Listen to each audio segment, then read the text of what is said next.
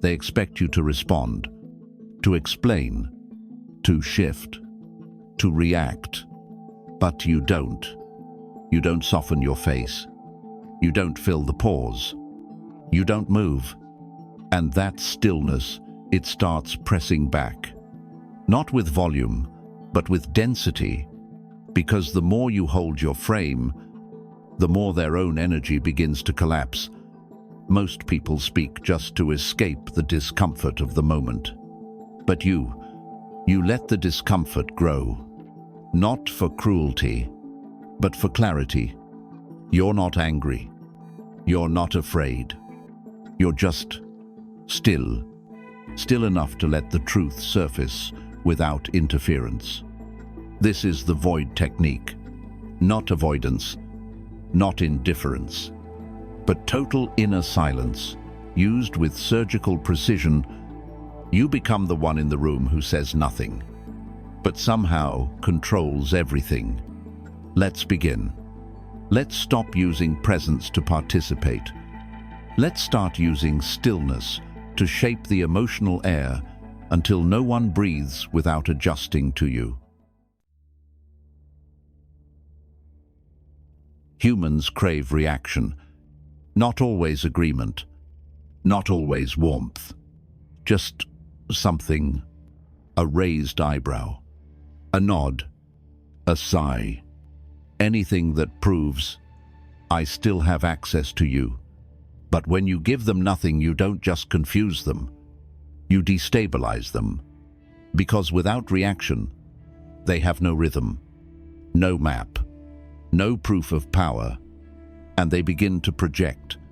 They say, "Are you mad? Is something wrong?" You can say it. I can take it.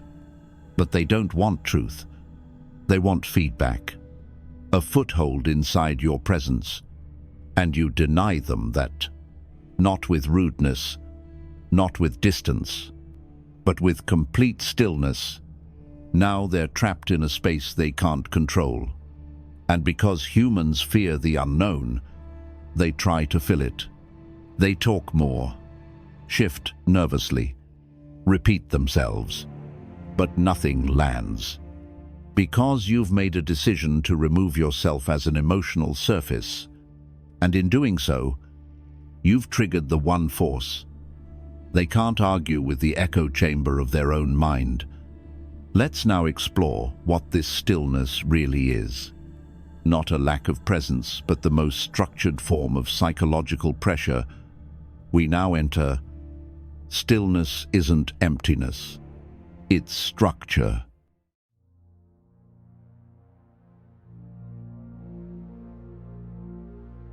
You're not frozen. You're not checked out. You're not lost for words.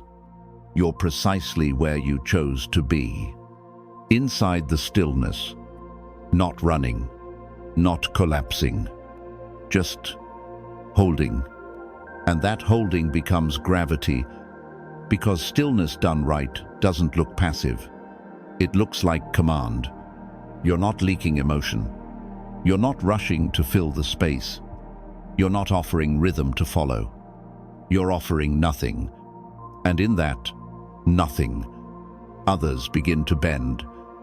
You enter the room. No smile, no chatter, no rush. And suddenly everything slows down. People lower their voices.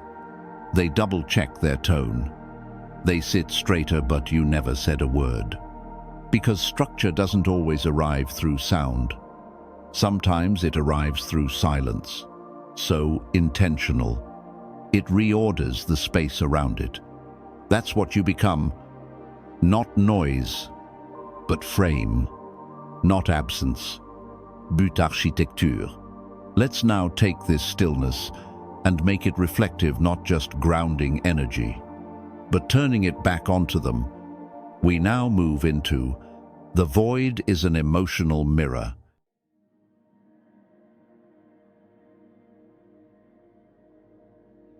When you give them nothing, they stop looking at you and start seeing themselves, not the version they want to show, but the version your stillness makes visible, because the void doesn't lie. It doesn't argue. It doesn't flatter. It simply reflects back whatever energy enters it. If they come with ego, they see their own arrogance. If they come with guilt, they feel their own cracks. If they come to dominate, they feel exposed by their own performance. And the more still you are, the more clearly they realize they're standing in front of themselves. Someone tries to provoke you. You don't respond. Not change in breath. No shift in posture. And suddenly they start hearing how loud they actually are. Not because you silenced them, but because you stopped giving them anything to bounce off of. That's the trap. They wanted to control the room, but now the only thing they can hear is their own voice, out of sync with yours. This is how the void becomes pressure, not by pushing, but by refusing to catch. Let's now sharpen this pressure into something deliberate, where every inch of stillness amplifies tension like a closed chamber. We now move into how stillness becomes pressure.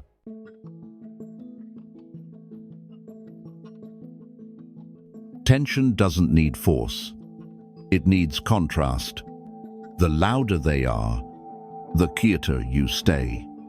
The more they push, the more you anchor, and eventually your stillness becomes heavier than all their movement. Why? Because movement relieves pressure. It gives energy somewhere to go. But stillness traps energy, holds it, returns it. And in that holding, they begin to feel their own weight. You're in a confrontation. They talk fast, raise their tone, throw subtle jabs. But you don't flinch. You don't reply immediately. You don't mirror their urgency. You hold. And now, they're adjusting their volume, softening their body language, censoring their own aggression, not because you pushed back, but because you didn't. Stillness becomes pressure when it's not avoidance, but structure.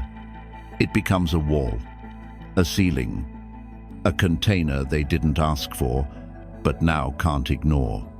Let's now go deeper into this form of silent control, where you don't just stay grounded, you become unreachable without ever leaving the space.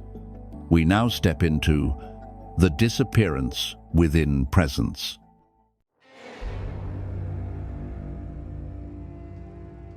You're still in the room, still in the conversation, still making eye contact, but you're gone. Not physically, not emotionally reactive, but energetically unreachable, because now you've stopped broadcasting signal. And when people can't feel your energy, they start reaching, not out of connection, but out of confusion. Are we okay? You seem distant. Say something, but you say little, and give less. You've disappeared within presence, and that's what terrifies them, because the body is still here, but the energy, the permission, the rhythm, the emotional opening is gone.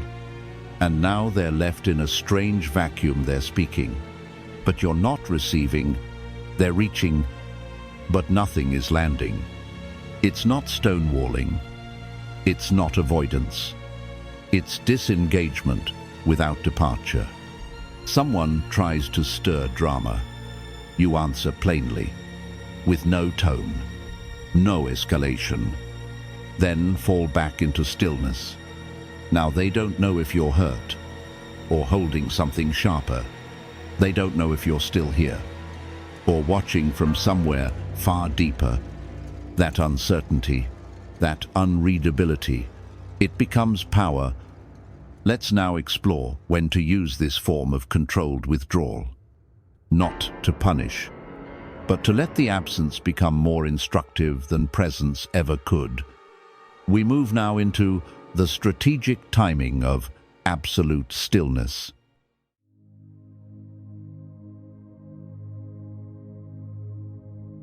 Silence loses its weight when it becomes constant, predictable, passive, but used at the right moment it becomes pressure, not by lasting long, but by landing hard when someone expects resistance and finds stillness, they pause. When they push for validation and you offer none, they question themselves. That timing is everything. Someone says something manipulative. You don't call it out. You pose. You hold their gaze. You let their own words hang in the air without rescue. And in that space, they hear themselves more clearly than if you had responded. In negotiation, you don't counter right away. You let silence wrap around the offer. You wait until the other side speaks again and lowers their own number. In confrontation, you don't jump in to clear the air. You let the fog stay. Let their words echo. Let the discomfort rise. Because what you withhold forces them to reveal. That's the tactic. You don't add more. You remove yourself at just the right second. Let's now elevate this further to the moment when your stillness doesn't just hold frame, it flips the entire room against the one who tried to control it. We now step into when stillness turns the room against them.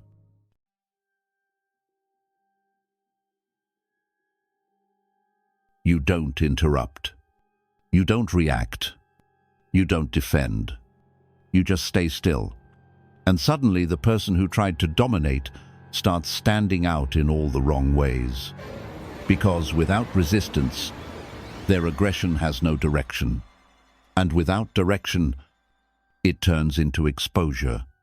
Their voice gets sharper, their tone more erratic, their posture more forced. And now, the room begins to notice. Not you, but them. They tried to make you the target, but your stillness made them the centerpiece. Not because you fought back, but because you gave them no friction to play with.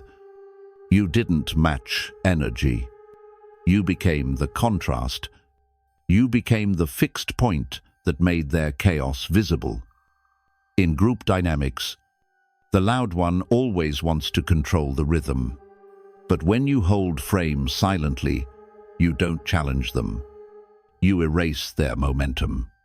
And the group feels it. Someone's words become too much. Your silence makes them echo, and the others start pulling back not from you, but from them. You didn't shift the room. The room shifted itself around your stillness. Let's now take everything we've built and seal it into disciplined action. You've seen what happens when you don't react. Now let's weaponize the void. We close with the 48-hour void technique challenge.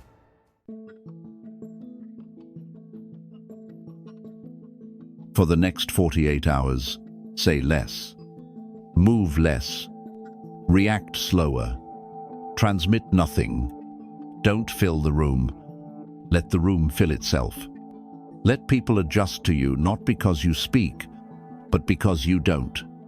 In moments of tension, hold. In moments of disrespect, observe. In moments of pressure, disappear without leaving. No rushing to reply. No matching volume. No justifying your silence. Let stillness become your structure. And if they raise their voice, you lower yours. Or say nothing at all. Let the void shape the tempo. Let the absence press them harder than presence ever could. Because when you offer no emotional entry, they are left in their own projection, and most people don't survive the echo chamber they've built. Comment, I create pressure without moving. Say it, if you're done being pulled. If you're done being readable. If you're done being emotionally available to people who haven't earned your stillness, let them talk. Let them test. You hold the void. and watch what collapses inside it.